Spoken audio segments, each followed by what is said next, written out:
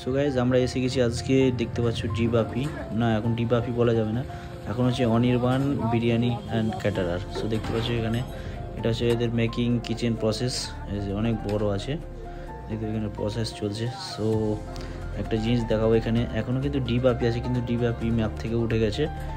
এটা কিন্তু এখন অনির্বাণ অ্যান্ড ক্যাটারিং, মানে একটা ওদের মধ্যে কিছু হয়েছে, নামটা চেঞ্জ হয়ে গেছে এখানকার ডিবাপি, কিন্তু বোর্ডগুলো আছে আর ডিটাকে চেঞ্জ করে দিয়েছে, শুধু বাপিটা আছে। সো চলো, আর কিছু কিছু জায়গায় অনির্বাণ, এই যে এখানে এই বোর্ডটা লাগিয়েছে অনির্বাণ বিরিয়ানি অ্যান্ড ক্যাটারার, ঠিক আছে।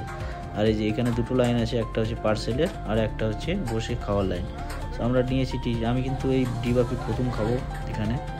আর দেখতে পাচ্ছ অ্যাকচুয়ালি এখানে চিকেন, এখানে মাটন প্রসেস চলছে মেকিংয়ে। সো যেটা হলো কথা, এখানে নাম শুনেছি আজকাল সোশ্যাল মিডিয়ায় ভাইরাল, ঠিক আছে।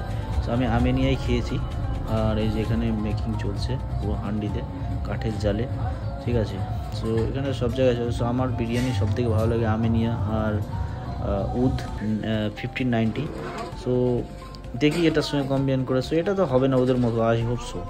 তো যতই বলো, ওরা একটা অনেক বড় পুরনো ব্র্যান্ড, আর এটা তো কিছুদিনের জন্য ভাইরাল হয়েছে। সো দেখতে পাচ্ছ এই যে এখানে ভিড় আছে ভালোই।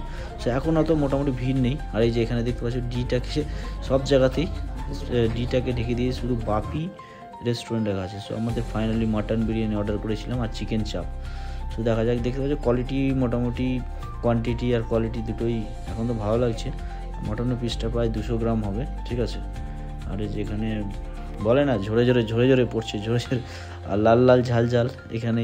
সো আমি তো ফুড ব্লগার না, সো যাই হোক একটা ভিডিও বানালাম ছোটোখাটো, ঠিক আছে। সো তোমরা অবশ্যই যারা যারা খেয়েছো কমেন্ট করবে। আর এখানে চিকেন চাপ নিয়েছি, সো আমার ইয়েতে বলে